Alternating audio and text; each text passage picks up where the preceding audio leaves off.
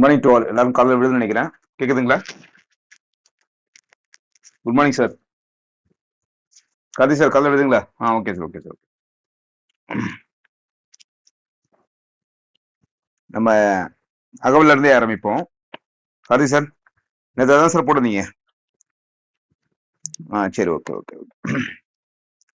So அகவல்ல இருந்தே ஆரம்பிச்சிடலாம்.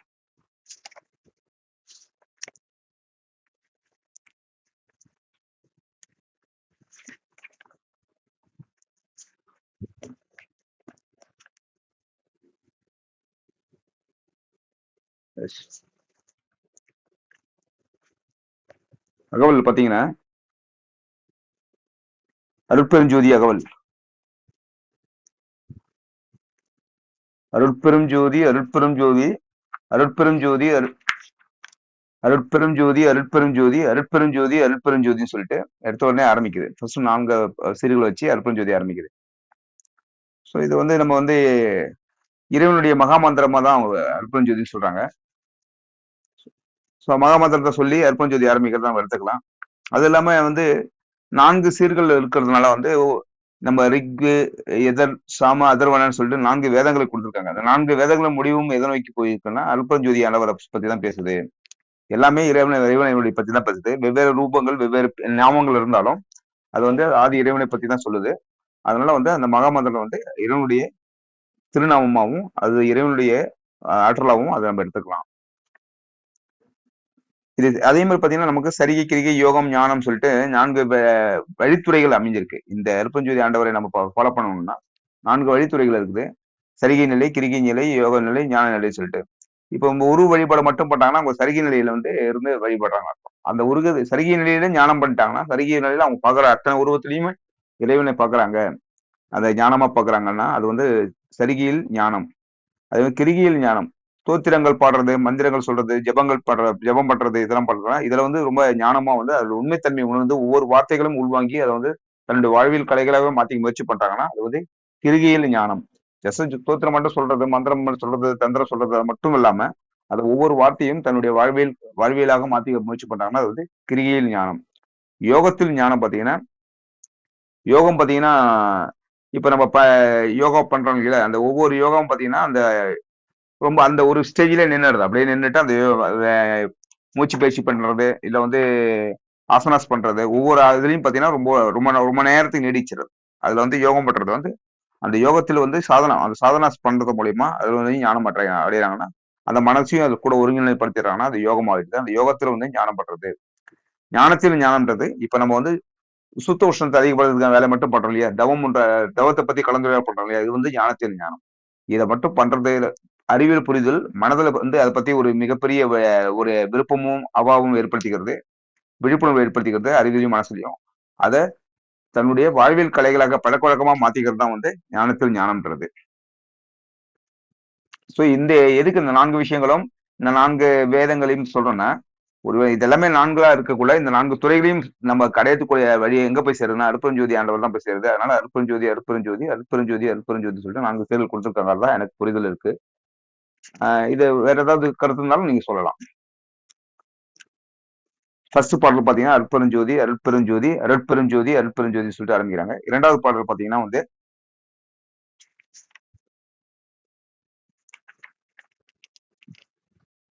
அருள் சிவ நெறிசார் அருள் பெரு நிலைவாழ் அருள் சிவ பதியாம் அருள் பெருஞ்சோதி. அருள் சிவ நெறிசார், இந்த அருள் சிவ அருள் பெறறதுக்கு ஒரு சிவ நெறியை வந்து நம்ம இறைவனால் அருளப்பட்ட நம்ம அந்த நெறிகளை வந்து கடைபிடிக்கணும். இறைவன் அடையிறதுக்கான அருளாளர்கள் அந்த சிவ நெறியை வந்து நமக்கான சிவத்தை அடையிறதுக்கான நெறிமுறைகளை வகுத்து கொடுத்துருக்காங்க. அந்த நெறிகளை அடைவதற்கான விஷயங்கள்லாம் அது மூலியமா தெரிஞ்சுக்கலாம். அந்த நெறிமுறைகளை மூலியமா தெரிஞ்சுக்க முடியும். அப்படி இப்ப தெரிஞ்சுக்கணும்னா ஒரு பெரிய நிலைவாழ் அந்த அருள் பெரும் நிலைவாழ்னா அதுல ஒரு பெரிய அருளை பெறதுக்கான ஒரு நிலையான வாழ்வியல் கலைகள் அதுதான் இருக்கு. அருள் சிவ பதியாம் அருள் பெருஞ்சோதி. இந்த அருள் சிவ அந்த இறைவனுடைய பதின்றது பாதத்தை அடைவதற்காக அந்த அருள் பெருஞ்சோதி பாதத்தை அடைவதற்கு இதுதான் வந்து சரியான வழித்துறை. வேற ஏதாவது புரிதல் எடுத்துக்கலாங்களா ஐயா? இதை அருள் சிவ நெறிசார் அருள் பெரும் நிலைவாழ் அருள் சிவ பதியாம் அருள் பெருஞ்சோதி. அம்மா இவங்க இருக்காங்களா நம்ம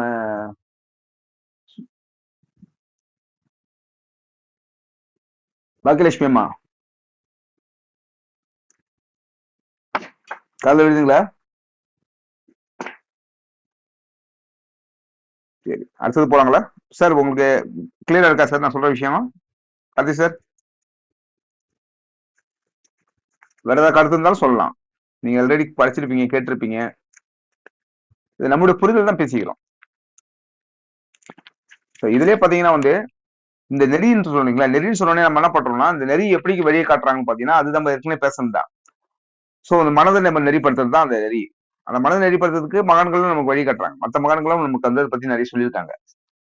அகத்தியர் பாத்தீங்கன்னா, மனம் அது செம்மையானால் மந்திரம் ஜெபிக்க வேண்டாம்ன்றாங்க. மனம் அது செம்மையானால் வாயுவை உயர்த்த வேண்டாம்ன்றாங்க. மனம் அது செம்மையானால் வாசியை நிறுத்த வேண்டாம்ன்றாங்க. மனம் அது செம்மையானால் மந்திரங்கள் செம்மையாமேன்றாங்க. சோ மனம் செம்மையாகிறது தான் வந்து இதுக்கான விஷயமே.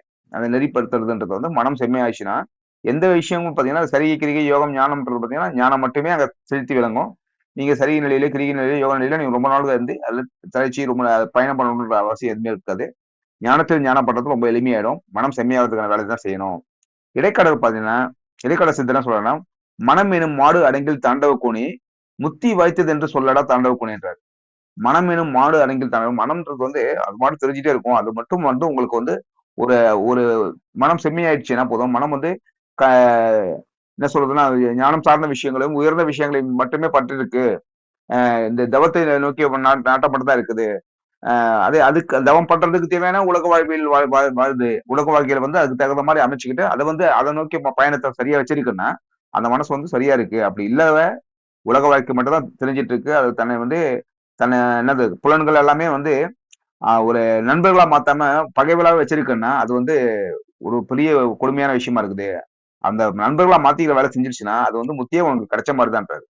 இப்ப இங்க இருக்கிற வெற்றியை முத்தின்றது நம்ம என்ன நினைக்கிறோம்? ஏதோ ஒரு ஆசீர்வாதம் கிடைக்கணும். நமக்கான சாதனங்கள்லாம் ரொம்ப பெரிய இயற்கை வந்து நம்மள அப்படியே ஆட்கொண்டு அப்படின்னு நம்ம நினைக்கிறோம் இல்லைங்களா? அது பெரிய அது நடக்கிறதுக்கான விஷயங்கள் எங்க இருக்குன்னா, முத்தியே உனக்கு கிடைச்சதா நினைச்சுக்கோ. மனம்ன்றது ஒண்ணு இல்லாம பண்ணிடு. அப்படி மனம்னு ஒண்ணு இருந்ததுன்னா, அது வந்து செம்மையாக்கி விட்டுரு. ஒண்ணு மனசு இல்லாம பண்றது தான் தியானத்த தவமா மாத்துற வேலை. மனச செம்மையாக்குற வேலை, தவத்த வந்து வாழ்வியல் கலைகளா மாத்திக்கிற வேலை. சோ இது வந்து அந்த நெறின்றதுக்கான ஒரு அந்த நெறிப்படணும்னு சொன்னாலே அருள் சிவ நெறிசார், அருள் சிவ நிலைவாழ், அருள் சிவ பதியாம் அருள் பெருஞ்சோதிக்கான ஒரு ஒத்த கருத்தா அது இருக்கும்னு சொல்லிட்டு அதை எடுத்து வச்சிருக்காங்க. இதே திருமந்திரத்துல கூட சொல்லியிருக்காங்க. உடம்பு பாத்தீங்கன்னா, உடம்பால் அழியின் உயிரால் அழிவர் திடம்பட மெய்ஞானம் சேரவும் மாட்டார். உடம்பை வளர்க்கும் உபாயம் அறிந்து உடம்பை வளர்த்தேனே உயிர் வளர்த்தேனே. சோ இந்த உடம்பை வளர்க்கும் உபாயம் தான் நம்ம இப்ப நம்ம பண்றது எல்லாமே. சோ ஒரு ஆசனாஸ் பண்றதாகட்டும், மூச்சு பயிற்சி பண்றதாகட்டும், தியான பயிற்சி பண்றதாகட்டும், இல்ல வந்து உணவு கட்டுப்பாடு வச்சுக்கிறதாகட்டும், இதெல்லாம் பண்றத வந்து உடம்பை வளர்க்கும் உபாயம் அறிந்து. சோ அத வந்து சீரா அதை பயன்படுத்துது. சோ வள்ளலுடைய நம்ம ஒண்ணு படிப்போம். அந்த நெறிகள் என்னென்ன நெறிகள்லாம் கொடுத்துருக்காங்கன்னு சொல்லிட்டு. அந்த நெறிகள் எல்லாமே வந்து உடம்பை வளர்க்கும் உபாயம் தான். அந்த வளர்க்கும் உபாயம் அறிந்து உடம்பை வளர்த்தேனே. அது மூலியமா நம்ம வந்து உடம்பு வந்து சீரா வளர ஆரம்பிக்கும். உயிரும் வந்து வளர ஆரம்பிக்கும். இந்த விஷயங்கள்லாம் விழிப்புணர்வு இல்லைன்னா, உடம்பால் அழியின் உயிரால் அழிவர். உடம்பும் நமக்கு வீணாகும். கூட உயிரும் சேர்ந்து வீணாயிடுது. இறந்துருவோம். நோய்வாய்ப்பட்டுருவோம், இறந்துருவோம்.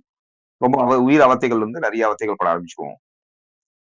இதே திருமணத்தை பாத்தீங்கன்னா, உடம்பினை முன்னம் இழுக்க நேர்ந்தேன். உடம்பு வந்து முன்ன வந்து ரொம்ப இழுக்குன்னு நினைச்சிட்டு இருந்தேன். அந்த உடம்பினுக்குள்ளே உருபொருள் கண்டேன். அந்த உடம்புக்குள்ளே நம்ம இருந்து இப்ப நீங்க எடுத்தோடனே நீங்க தியான பயிற்சி பண்ணிட்டு ஆரம்பிக்கலாம் சார் மேடம் சொல்லிருந்தாங்க. ரொம்ப நல்ல விஷயம். மூச்சு பயிற்சி, தியான பயிற்சி பண்ணக்குள்ள நீங்க அமைதியா கவனிக்க ஆரம்பிப்பீங்க. தியானத்தை பத்தி நிறைய குறிப்புகள் எடுத்துட்டு ஒவ்வொருத்தவங்களும் அவங்களுடைய நாலேஜ் ஷேர் பண்ணிக்கலாம். அந்த தியானம்ன்றது எவ்வளவு தூரத்துக்கு தருது, ஒரு எம்பிபிஎஸ் டாக்டர் கூட ஒரு மெசேஜ் கொடுத்துருக்காங்க. நான் அதை குறிப்பு எடுத்துட்டு டாக்டர் படிக்கிறவங்ககிட்டயோ இல்ல டாக்டர்கிட்டயோ கேட்டு மெசேஜ் கேட்கிறேன். அதுல நிறைய டெக்னிக்கல் டேர்ம் வச்சிருக்காங்க. மருத்துவ ரீதியா மெடிடேஷன் எவ்வளவு தூரத்துக்கு ஹெல்ப்ஃபுல்லா இருக்குது நமக்கு. இன்னைக்கு நமக்கு இருக்கிற நிறைய அவத்தைகளுக்கு மெடிடேஷன் சொல்யூஷனா இருக்குன்றது அதுல கொடுத்துருக்காங்க. அதுல நான் இப்போதைக்கு நம்ம புரிதல் வச்சு பேசிக்குவோம். அதுக்கப்புறம் ஃபர்தர் புரிதல் கூட நீங்க கூட கலெக்ட் பண்ணிக்கலாம். அதுல நான் வேணா ஸ்கேன் பண்ணி அனுப்பி விடுறேன் உங்களுக்கு. சோ அது மாதிரி நிறைய நல்ல விஷயங்கள் மெடிடேஷன் இருக்குது. அதனால நம்முடைய வகுப்பை பார்த்தீங்கன்னா அடுத்த 10 நிமிஷம் மெடிடேஷன் முடிச்சு தான் ஆரம்பிக்கிறேன். இப்ப உடம்பினை முன்னம் இழுக்க இருந்தீங்க. உடம்பு உடம்பு பார்த்தீங்கன்னா ஒரு ஏதோ வந்து உண்டு உண்டு உறங்குறதுக்கான ஒரு பொருளாம நினைச்சு பிறந்த உடனே என்ன பண்றோம், எப்படியாவது அவங்களுக்கு உணவு கொடுக்க ஆரம்பிச்சிடறோம். உணவு கொடுத்து நல்லா தூங்குறாங்க. சோ உணவு கொடுக்குறோம், தூங்குறோம். அவர் விளையாட விடுறோம். அப்புறம் திரும்ப உணவு கொடுக்குறோம், தூங்குறோம். அந்த நடுவுல விளையாட விடுறதுக்குள்ள எதுக்கு? அவருக்கு கொஞ்சம் மகிழ்ச்சியா விளையாடக்குள்ள சீக்கிரம் செரிச்சிடும், திரும்ப சாப்பிடுவாரு, திரும்ப தூங்குவாரு. இதே தான் பழகுறோம். இதை பழக நம்மளுக்கு வந்து இப்போ வந்து நம்ம வந்து இப்ப சாப்பாடை குறைச்சிக்கப்பா, தூக்கத்தை குறைச்சிக்கப்பா நமக்கு எப்படி ஞாபகம் வரும்? எப்படி அதுல இருந்து வெளிப்பட முடியும்? ஸோ இதை வந்து கொஞ்சம் கொஞ்சமா மாத்தி, ஸோ உணவு வந்து ஜெயிக்கணும், உறக்கத்தை ஜெயிக்கணுன்றது தான் பிறந்துக்கிறன்றத நம்ம அறிவுல விழிப்புணர்வு கொண்டாடுறதே பெரிய விஷயம். அப்ப அதை கொண்டாந்ததுக்கு அப்புறம் உடம்பின முன்னம் இழுக்க நேர்ந்தேன். இதை நம்ம வந்து இந்த செயல்களை செஞ்சு செஞ்சு வாழ்ந்த நம்ம வந்து அதுல இருந்து நம்ம வெளியே வர்றது ரொம்ப கஷ்டமா இருக்கும். அது ரொம்ப இழுக்கான ஒரு பொருளா தெரிய ஆரம்பிச்சிடும். உடம்பினுக்குள்ளே உருபொருள் கண்டேன். ஸோ இதெல்லாம் ஒரு நிலைப்பட்ட நிலைகள் எல்லாம் வந்து அவங்க இருந்து வாழ வாழ வாழ உருபொருள் உடம்புக்குள்ள நம்ம தியான பயிற்சி பண்ண பண்ண பண்ண பண்ண ஸோ நமக்கு வந்து சிற்சபையில் நோக்கி கவனிக்க கவனிக்க கவனிக்க நமக்கு நமக்கு ஒரு சின்னதா ஒளிவட்டம் தெரிய ஆரம்பிக்கும். ஒரு புரிதல் கிடைக்கும். நம்ம உடம்ப பத்தி ஒரு மிகப்பெரிய ஒரு புரிதலும், மனசை பத்தி ஒரு புரிதலும், மனம் செம்மையாவதற்கான வேலைகளை செய்ய ஆரம்பிக்கும். உடம்பினுக்குள்ளே உருபொருள் கண்டேன். உடம்பினுக்குள்ளே உத்தமன் கோயில் கொண்டான் என்று உணரப்பெற்றேன். நம்மளுடைய கேரக்டரைசேஷன் எல்லாமே நமக்கு என்னென்ன குணங்கள்லாம் நமக்கு தொந்தரவு கொடுத்ததோ அந்த குணங்கள்லாம் நம்மகிட்ட இல்லாமலே போயிடும். ஸோ நம்ம ரொம்ப ஆனந்தமா வாழ ஆரம்பிச்சிருவோம். அப்போ உடம்பினுக்குள்ளே உத்தமன் கோயில் கொண்டான். அப்பதான் நம்ம என்ன நினைக்கிறோம், உடம்பினுக்குள்ளே உத்தமன் கோயில் இருக்கு, கோயில் கொண்டு இருக்கான். அதனாலதான் நம்ம வந்து இவ்வளவு தூரத்துக்கு நம்மளுடைய பயணம் சரியா போயிட்டு இருக்குன்னு நம்மளால உணர முடியும். உடம்பினுக்குள்ளே யானிருந்து ஓம்புகின்றேனே. ஸோ நான் அந்த உடம்புக்குள்ளே இருந்து என்னுடைய மனம், என்னுடைய புத்தி, என் அறிவு வந்து சரியா அந்த கலன்கள் எல்லாமே சரியா பயன்படுத்தி நம்ம வந்து நம்மளுடைய இந்த இறை பயணத்தையும் நம்மளுடைய பயணத்தையும் சரியா தொடங்கணும்னு அர்த்தம். ஜவ வாழ்க்கையை சரியா ஃபாலோ பண்றோம்னு அர்த்தம். அதுக்கு அர்த்தம் பாத்தீங்கன்னா, ஆகம முடிமேல் ஆரண முடிமேல் ஆக நின்று ஓங்கிய அருள்பெருஞ்சோதி என்றார். ஆகம முடிமேல் ஆரண முடிமேல் ஆக நின்று ஓங்கிய அருள்பெருஞ்சோதி. ஆகமம் என்பது இந்த ஆகமம் பாத்தீங்கன்னா இந்து சமயத்துல முப்பெரும் பிரிவுகளா இருக்குது. சைவம், வைணவம், சாக்தம் சொல்லிட்டு 3 பிரிவுகளா இருக்காங்களாம். ஆரணம்ன்றது வேதம். இந்த ரெண்டுத்துக்கான முடிவா என்ன இருக்குன்னு பாத்தீங்கன்னா அருட்பெருஞ்சோதி தான் இருக்கு. ஆகம முடிமேல் ஆரண முடிமேல் ஆவனின் ரோகி அருட்பெருஞ்சோதி. அதற்கான சமயங்கள் மற்றும் வேதங்களுக்கு முடிவா இருப்பது அருட்பெருஞ்சோதியே அப்படின்றத ஒரு குறிப்பை நான் எடுத்து வச்சிருக்கேன். அதுக்கு மேல நமக்கு ஏதாவது புரிதல் இருந்தாலும் அதை வந்து எடுத்துக்கலாம். ஹலோ. இகநிலை பொருளாய் பரநிலை பொருளாய் அகமர பொருந்திய அருட்பெருஞ்சோதி. இகநிலை பொருளாய் பரநிலை பொருளாய் அகமர பொருந்திய அருட்பெருஞ்சோதி. கார்த்தி சார், இகநிலை பொருள் இகநிலை பொருளாய் பரநிலை பொருளாய்ன்றாங்க. அந்த வார்த்தையிலே கொஞ்சம் புரிதல் இருக்கு பாருங்களேன். இகநிலை பொருள் பரநிலை பொருள்ன்றாங்க பாருங்க. என்ன இகநிலை பொருள்னா இகலோக வாழ்க்கைக்கான பொருட்களாய் இருக்கு, பரநிலை பொருள்னா பரலோக வாழ்க்கைக்கான பொருட்களாய் இருக்கு அப்படின்னு நம்ம எடுத்துக்கலாமா? எளிமையா எளிமையா அப்படியே அந்த வார்த்தையில இருந்தே புரிஞ்சுக்கிறதுக்கு அது மாதிரி எடுத்துக்கலாம். இகநிலை பொருளாய் பரநிலை பொருளாய் அகமர பொருந்திய இது ரெண்டுத்துக்கும் இந்த 2 பொருளையும் மெய்ப்பொருள் காண்பது எழுதுறாங்களே, இகநிலை பொருளையும் ஒரு மெய்ப்பொருளா எடுத்துக்கணும், பரநிலை பொருளையும் மெய்ப்பொருளா நம்ம எடுத்துக்கணும்னா அது எங்க பொருந்திருக்கணும், மனசார எடுத்துக்கணும். அகநிலை பொருளாய் சோ அந்த மனசுல வந்து ஒரு மிகப்பெரிய புரிதல் தெளிவை ஏற்படுத்தினா அது வந்து அருட்பெருஞ்சோதியை வந்து அடையறதுக்கான ஒரு சூழ்நிலை உருவாக்கிடும். அந்த இகநிலை பொருள்னா வந்து இந்த உலகத்துல நம்ம கொடுக்கப்பட்டிருக்க பணம், பதவி, பொருள், நட்பு, உறவு, குடும்பம் இது எல்லாமே வந்து இந்த சுகபோகங்கள் அனைத்தையுமே வந்து ஒரு மேலான ஒரு வாழ்விற்காக துணையா வந்திருக்குது. அதை நம்ம சரியா பயன்படுத்திக்கணும். அதை நம்ம இந்த அந்த கரணங்கள் எல்லாமே புலன்கள் எல்லாமே இந்த இகநிலை பொருளை நுகரும் பொழுது இது வந்து அகநிலை பரநிலை பொருளுக்காக ஒரு என்ன சொல்றது வழித்துறையாகவும் ஒரு ஒரு பாதையாகவும் இருக்கின்றதை நம்ம தெரிஞ்சுக்கணும். அதுக்காக தான் நம்ம தயார்படுத்திக்கிறோம். இந்த தேகத்துல கொடுக்கப்பட்டது எதுக்கு? ஸோ இது வந்து ஒரு போட் மாதிரி இருக்குது. இது வந்து பயணம் பண்றதுக்கான ஒரு கருவி. ஸோ எங்க பயணம் பண்ணுது? ஸோ இது வந்து சுத்த தேகத்தை நோக்கி பயணம் பண்ணுது. அப்ப சுத்த உஷ்ணம் அண்டு பண்றதுக்கு உயிர் மட்டும் தான் போதாது. அந்த உயிருக்கு வந்து மனம்ன்ற ஒரு கருவி தேவைப்படுது. அந்த மனசுக்கு வந்து உடம்புன்ற ஒரு ஆப்ஜெக்ட் தேவைப்படுது. ஸோ இந்த உடம்புன்ற ஒரு மிகப்பெரிய கருவி தேவைப்படுது. அந்த கருவி தான் என்ன பண்ணுது? அந்த மனதின் துணை கொண்டு அது ஒரு அனுபவத்தை பெற்று அந்த உயிருக்கு வந்து அதை சமர்ப்பிக்குது. அப்ப அந்த மனம்ன்ற கருவி சுத்த தேகத்தை உருவாக்கிக்கிறதுக்கு என்ன தேவைப்படுதுன்னா இந்த உடம்பு தேவைப்படுது. உடம்புக்கு என்ன பண்ணுது? இகநிலை பொருட்கள் அனைத்துமே தேவைப்படுது. அந்த பணம், பதவி, பொருள், நட்பு, உறவு, குடும்பம் இது அனைத்தும் தேவைப்படுது. இது எல்லாத்தையும் பயன்படுத்தி அவர் என்ன பண்றாருன்னா சுத்த உஷ்ணத்தை அதிகப்படுத்தணும். அந்த மனசுக்கு சுத்த உஷ்ணத்தை அதிகப்படுத்தி அறிவாகிய உயிருக்கு என்ன பண்ணணும்? அதை வந்து அர்ப்பணம் பண்ணணும். அப்ப அந்த அந்த கண்ணோட்டத்துல தான் வழங்கப்பட்டதுதான் இது. அதனாலதான் அன்பும் தயவு கருணை எல்லாம் அதிகமா ஒண்ணுட்டாங்க. அப்ப அந்த அன்பும் தயவும் கருணையும் அதிகப்படுத்துறதுக்காக கொடுக்கப்பட்டதுதான் இகநிலை பொருட்கள் அனைத்தும் அப்படின்றத நம்ம புரிதலா எடுத்துக்கிட்டா சரியா இருக்கும். அது அகம் அகநிலை பொருள்னா அகம் பிளஸ் அறம். சோ நம்ம இது அதுதான் மனசுக்கும் அறிவுக்கும் ஒரு சுத்த உஷ்ணத்தை அதிகப்படுத்தி சுத்த தேகமா மாத்துறதுக்கான ஒரு மிகப்பெரிய பொருளை இதுல இருந்து நம்ம உற்பத்தி பண்ணிக்கணும்.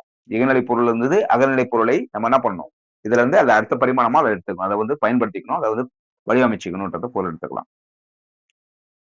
எனக்கு என்னுடைய கருத்து சொல்லிட்டு இருக்கேன். இன்னும் ஒரு நிமிஷம் டைம் இருக்கு. நீங்க ஏதாவது இப்ப நான் சொன்ன விஷயங்கள் இருந்தோ இல்ல இதே விஷயங்களை நாளைக்கு திரும்பவும் உங்களுக்கு என்ன மாதிரியான புரிதல் ஏற்படுத்திருக்குது அப்படின்றத நம்ம திரும்ப கூட கலந்துரையாடலாம். ஏன்னா அப்படியே நம்ம மட்டும் சிலபஸ் மாதிரி பார்த்துட்டே போகக்கூடாது. கது சார், இந்த 5 பாடலையும் திரும்ப அப்படியே நான் வந்து எடுத்து அன்னைக்கு குரூப்லயே ஷேர் பண்ணிடுறேன். இகநிலை பொருள், புறநிலை பொருள் வரைக்கும் ஷேர் பண்ணிடுறேன். அந்த வார்த்தைகளை ஒரு தடவை 2 தடவை பாருங்க, படிச்சு பாருங்க. படிச்சு பார்த்துட்டு நாளைக்கு இதே விஷயத்த நம்ம என்ன பண்ணணும், 10 மினிட்ஸ் வந்து மெடிடேஷன் முடிஞ்ச உடனே ஒவ்வொருத்தவங்களும் அவங்களுடைய கருத்தை டிஸ்கஸ் பண்றோம். இதே விஷயங்கள் டிஸ்கஸ் பண்றோம். என்ன என்ன மாதிரியான புரிதல் கொடுத்துங்கிறது டிஸ்கஸ் பண்ணிக்கலாம். சரி, ஓகே. இன்னைக்கு சயின்ஸ் பேப்பர் கிளாஸ் முடிச்சுக்காங்களா? காலையில காலை காலை நேரத்துல வந்து மிகவும் ஒரு அருமையான தருணமா நம்ம பயன்படுத்திக்கிறோம். ரொம்ப சூப்பரான விஷயம். எடுத்த உடனே தியான பயிற்சி, ஒரு மூச்சு பயிற்சி போட்டு தியான பயிற்சி போடுறோம். அதுக்கப்புறம் ஒரு நல்ல ஒரு கலந்துரையாடல், அதுல வந்து பாடல் படிக்கிறதுக்கான விஷயமா பாடி பணிதல், அதுவும் வந்து சுத்த உஷ்ணத்தை அதிகப்படுத்தும். இத பாடி பணிதல் வந்து அந்த பாடலை படிச்சு அதுக்கான டிஸ்கஷன் பண்றது மூலியமாகவும் சுத்த உஷ்ணம் அதிகமாகும். ஸோ அதுக்கான வேலைகள் தான் நம்ம பண்ணிட்டு இருக்கோம். ஸோ சயின்ஸ் போட்டு கிளாஸ் முடிச்சுக்கலாம். வாங்க. ம் ம்